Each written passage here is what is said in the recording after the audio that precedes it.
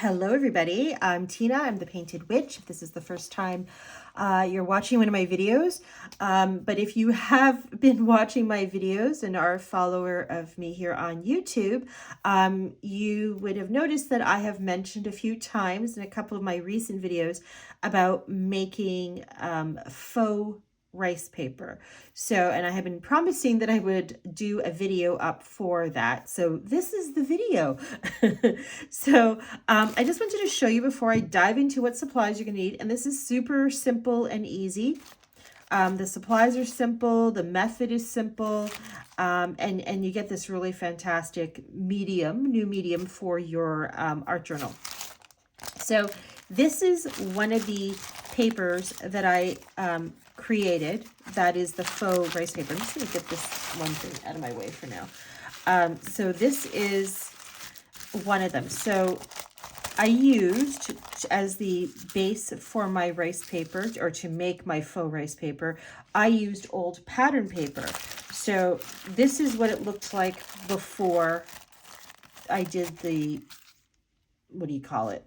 Before I turned it into faux rice paper. So this is what it looked like before. So this is the tissue paper of an old pattern. When they used to come like that. I don't know if they still do, but I find them in antique shops and thrift stores, that kind of thing, where people don't want them anymore. So that's what it looked like before. And I'm just going to tuck that aside. And this is what it looks like now. So this is one of them. And then this is another one. Okay. So these are great. If you don't have, you don't have to use pattern paper. You could use any other kind of tissue paper. You could also use napkins. So I don't have any napkins, not the right kind.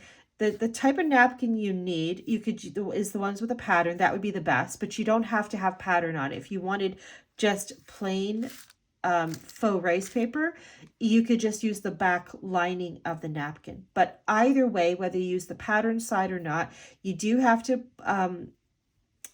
pull apart the layers of the napkin so that you could use it. So it's very thin, because you want something that's very thin, okay? And so if you're using the napkin method, pull apart the layers, and you could use either the pattern side, or you could use the plain side, the back part of the napkin, or you could use both and make two different kinds of rice paper, one with pattern and one with not. Now, a word of advice on the pattern: if you are using a patterned napkin, the one that works best is the ones where it's not so busy, not such a solid design or pattern design on the napkin. So if you have one that just has little flowers on it or something where there's predominantly a white background, that works best, because when you're doing the technique and applying the water and the glue and everything like that, it's going to be more translucent, as opposed to something that's just too busy and is mostly just a solid kind of, colors kind of thing, where it's not going to look as good, and it's not going to have that effect of being a faux rice paper. And just I think it should be mentioned, I got this idea because I came across this person here on YouTube. She showed up in my YouTube feed, so I was checking it out. It was this video that she had shared. So it was I believe Treasured Books. I should write things down. Treasured Books here on YouTube is where I got this idea from. So just wanted to mention that, of who inspired this. I had actually also done this as well, because I was trying out different things. And like I said, I didn't have the right napkins. I have the napkins I have on hand are from Thanksgiving last year, and so they're all orange with leaves and stuff, and it's too solid. There's no white in the background, so it wouldn't have worked. This is another one I did. I was just testing things out, and I used tracing paper on this. So the tracing paper, now don't use things like anything that has like a waxy film on the paper. That will not work. So don't be looking at your wax paper in your your kitchen drawer thinking, well, that's transparent and thin. No, it won't work. The waxy film on it won't work, or deli paper. That won't, if it's got a waxy kind of film on it, it will not work. This is tracing paper, no wax film on it. And I had just painted with acrylic, not water color, because it will just brush right off when we apply the water and glue. So I used watered down acrylic to give the look of watercolor on the petal leaves and the stem and everything. And then I did the same technique. So it's kind of neat. It turned out okay. I mean, I'm not overly thrilled by it, but it's nice. It's not bad. So there's another playing around thing. But anyway, so here is what we got. So now let's talk about the supplies, and we can keep going here, keep things moving along. So what you will need is a sheet of plastic. I just took the inside liner of a cereal box we had, and then I just butterflied it open. So I got this nice, beautiful sheet. So you're gonna need that. So I'm just gonna put that here. You will also need water. So not a lot, just a little. You will obviously also need whatever tissue paper thing you're going to use. So I'm just going to use this small piece of pattern paper that I had.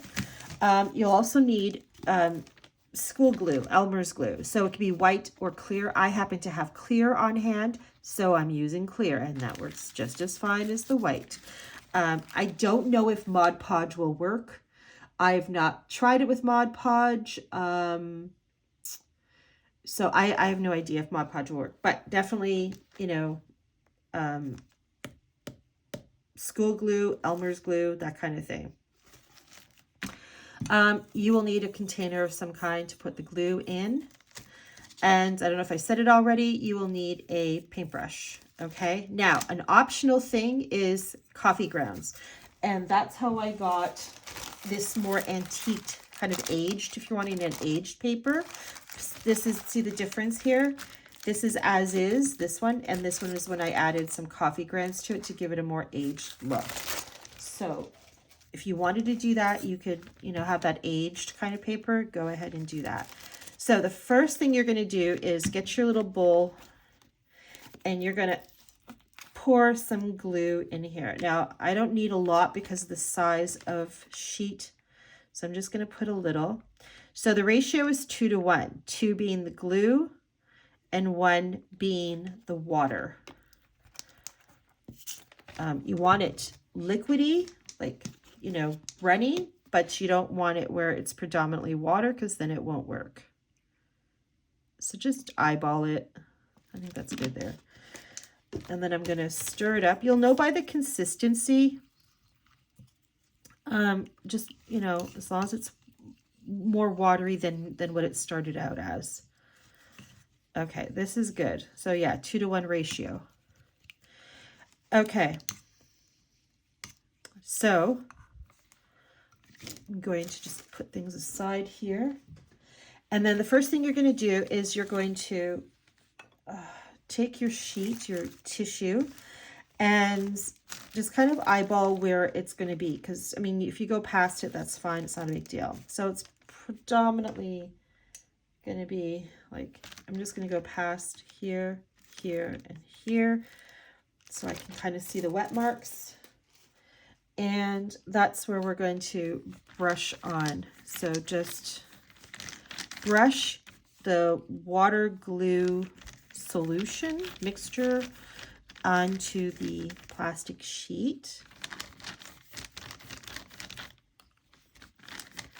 And it's okay if you go bigger than your actual size of tissue. It's not going to do anything bad. Actually, you know what I did do? I wanted to put coffee grounds in it. So I'm just going to take some of my little coffee grounds, and I'm just going to squeeze and grind them against my fingers as I put them in. And the more coffee grounds you add, the more obviously darker it will be. And no, this will not make it go moldy. The solution itself, if you leave it in the, you know, your bowl for so many days, probably would go. But using coffee stain on paper and stuff does not make the paper go moldy, or even the fabric go moldy if you're ever coffee staining fabric on another project. I have been coffee staining things for, I don't know, a few decades now, And I have this stuff that I coffee stained from 20 years ago, and nothing has ever gone moldy. So no, it will not go moldy. So I'm just going to reapply where I put glue so it can get the darker.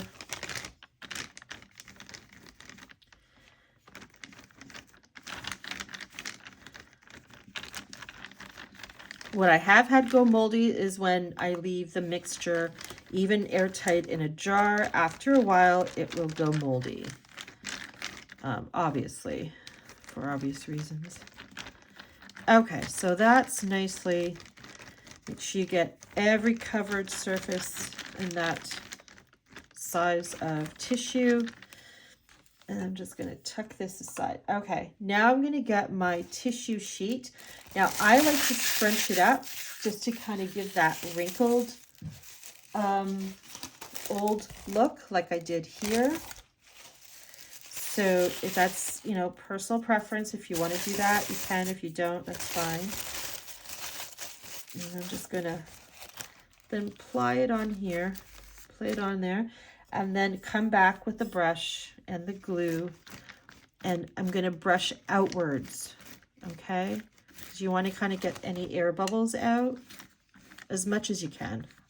I mean, I've had it where the air bubbles were still there in some places, and it didn't do anything, but try to get as much as you can out. And it's all nicely wrinkled here, and I love it. So you keep just going and covering the whole surface. Excuse me. Okay. It's all good. So it's all nice and wet. Now, if you're working with napkin, and again, I've not tried it with napkin, one of the napkin plies, a single napkin ply. Treasured Books mentioned this. Her demo was with napkin. If you have to have your brush really wet with the napkin, because napkin will tear very easily. A single ply of napkin will tear easily. So always make sure that your brush is really wet. If you're finding that it's starting to pull on the napkin, you got to reapply some more and wet your brush again. So just be mindful of that if you're using napkin. There's also, again, with the risk of tearing. So if you happen to tear your paper that you're using, I have not torn mine, but if you do, and she gave this suggestion too, because she intentionally tore a piece. I'm not going to do that. But you can kind of just move the paper around a bit on the plastic and put the two ends together and reapply the glue. You could also, I think, tear a little piece off from you know, whatever leftover tissue you have, and put it on there and apply the glue and have that covered, you know, cover up the rip, the tear. Okay, so now that your piece is all nicely, you know, wet and moist and covered up and everything with the glue, to make it easy for yourself when it comes to having to peel this off later, take your brush and kind of push the edges in a bit. So what that does is, I mean, you don't have to do that. I would recommend it. It creates, again, it helps with that whole aged look kind of thing, which I think is so cool. So this is all the edges are pushed in versus this is when it wasn't. I don't know if you could see it. And it's just a straight flat edge. I mean, you could leave it straight flat edge, but it just makes it harder to peel the paper off. So I'm just using my brush to push it in, the edges, and then I'm flattening it out a bit. I'm just going all the way around the perimeter and and the idea is, right, to make it look like an old sheet of rice paper, excuse me. So, and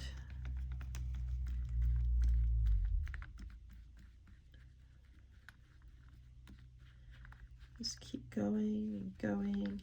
Almost, there we go. Okay, so we did that. Okay, that looks good. Okay, so now we're gonna let it sit. So depending on the climate in your house and where you're located, drying times will obviously vary. So I can't say how long it will take here where I am in Ontario right now in April with snowing outside. It will take, it usually takes a few hours. I usually just put it aside and come back to it the next day, but it takes a few hours. Keep in mind that even if it has to be dry both on the top, the surface, and underneath the, you know, the bottom part of this. Okay. So, just keep that in mind. And, yeah, so once it's completely dry, it will just peel off very nicely. So just pull it off slowly, but it will come off beautifully. And then there you go. You have this beautiful sheet of faux rice paper. Now, one side, the side that was flat on against your plastic sheet, is going to be shiny, as you can see. And then the other side will be more matted. And then you're thinking, well, what can you use these for? So I like them as adding to when I'm making a journal and adding a different element of texture and everything to it. These are fairly strong now. I mean, they're not, you know, you can rip easily, you can rip them still, but they are more stronger than they were before I applied the glue mixture to it. But yes, you could add it as a sheet to your journal if you're making a new journal, or adding more elements to an existing journal that you have. You could do that. What I've also done, which I got this idea again from Treasured Books, is you could run this through the sewing machine, and yes, it will run through a sewing machine without ripping. And I just ran it around all the edges, and I made a pocket. So what I did was, I wish I could show it to you. I don't have it here. I first cut the size I needed to make the pocket, the journal pocket. And then I sewed all the way around all the edges, just so that it helps reinforce the sides, the edging. And then once all the edging was all sewn by the machine, then I folded it into my pocket. And then, so just pretend that this is cut off and it flaps over. If you don't want to flap over, you would just cut it right here. So it's like that, right? And you'd have your pocket. And then you'd run it through the machine again where you're sewing the two sides. And then there you go. And then what I would do to attach it to your art journal, if you're attaching it to an existing art journal, is hand sew it to your journal, your existing journal. Unless it's possible for you to fit your journal through the machine. I always have a hard time with that. It's just so awkward, so I don't do that. I just hand sew it if I'm working with an existing journal. But if you're making one from scratch, then it's something you could easily work in to your journal pages, your signature. A word of advice, obviously, but just in case, that you cannot wet this. So that's something to keep in mind. You can't wet this, because if you do, because it's covered with glue water mixture, it will reactivate the glue and it'll become this sticky mess. So you don't want to do that, and then things will start to stick. And I mean, I was using this one time recently in one of my journals, and I was splattering in a different page, and the moisture went through a bit, and it stuck my little pocket opening together. Not enough where it's like it was done. It ruined it. I just had to pry it apart a little, and it was fine. But yeah, just be mindful of that you cannot get this wet. Okay, and that's it. But yeah, so this is going to be really cool, and I love it. And like I said, if you're really into the whole adding different elements to your journal for texture, for sound effect, a lot of us like that crinkle sound in our journals. Yeah, this is a great little, craft thing you can do to create that different element inside your journal. And that's it. So I hope that was inspiring, and give it a go and see how it works for you, and play around with it like I did with the tracing paper, and try different things and see what happens. But other than that, take care. Thank you so much for watching and have a great day.